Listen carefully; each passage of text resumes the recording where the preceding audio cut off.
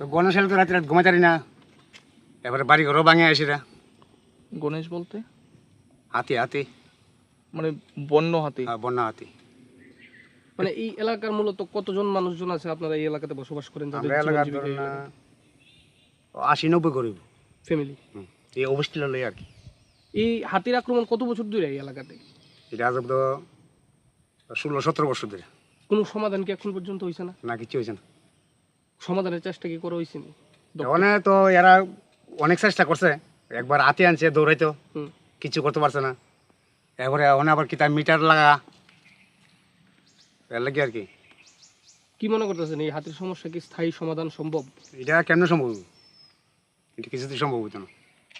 অনেক চেষ্টা করতেছে ও। কত বছর যাবত এই সমস্যা হাতের? এটা আজ 17 বছর ধরে। মূলত কি কি রকম মানে ক্ষয়ক্ষতি হয় আপনাদের? কি কি কয়েকদিন তো মানুষও মারছে। মানুষের মারছে? মানুষ মারছে, বাড়ি ঘর তো প্রচুর ভাঙছে। কি কইবেন রাজ্য সরকারের উদ্দেশ্যে? ওখানে হাতি কেমন এটা থামাইব, এটা বুদ্ধি করবো। কোন এলাকা এটা?